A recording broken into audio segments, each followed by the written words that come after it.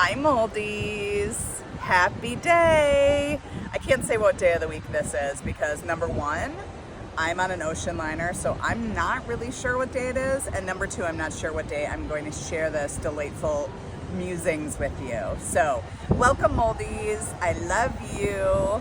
My topic today is one we get a lot of questions about, and it is, are my symptoms mold? Are my symptoms Lyme? Are my symptoms both? And how do I know? And the easiest way I can answer this question is yes. Your symptoms are probably mold, probably Lyme, or both. The hard part about this is my mold sufferers, which is all of y'all, 20 to 25% of the population has that defective mold processing gene. When you have that mold processing gene, it predisposes you for chronic Lyme. And a lot of you will say, well, how do you know that? If you think of the way that mold disables your immune system, right? So after your first interaction with a water damaged building of 3 hours or greater, your innate immune system is constantly on. It's constantly running from the mold tiger. It's acting like you are literally under attack all of the time. So that basically means it stops reacting from things that are coming in that it should be defending you against. Lyme, it's just a regular bacteria. It's something simple. It's something for people who don't have that defective mold processing gene. Their body sees it, makes an antibody against it, and they're fine. Even on subsequent exposures, their body's like, hey, you know what? My adaptive immune system got you, Joy. You're good. You're not going to have a chronic, debilitating disease process.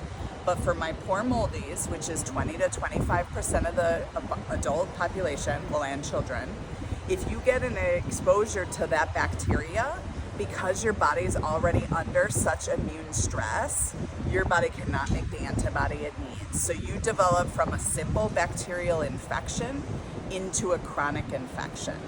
So people will say, well, what does mold illness look like? Like, do I have it? Do my symptoms correspond with it?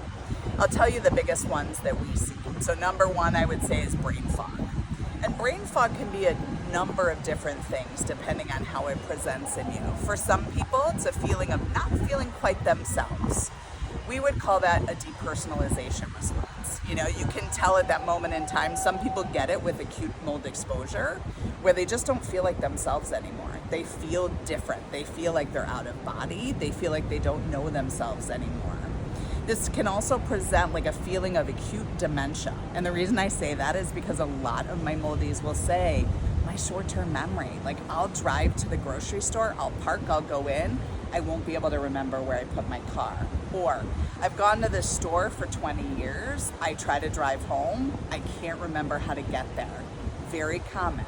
And obviously mold predisposes you to dementia. So if you have the genetic predisposition for dementia, plus the mold gene, plus water damage exposure, you need to come see me because you need to get rid of that mold exposure so that those genes don't put you into dementia.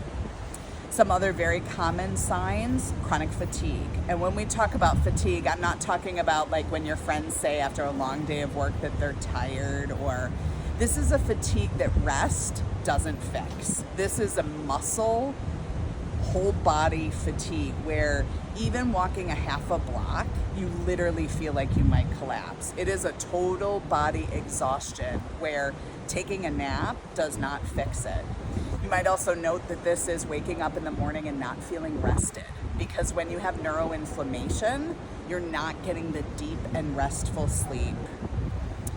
Migratory neuropathy. Neuropathy is very common in my moldies.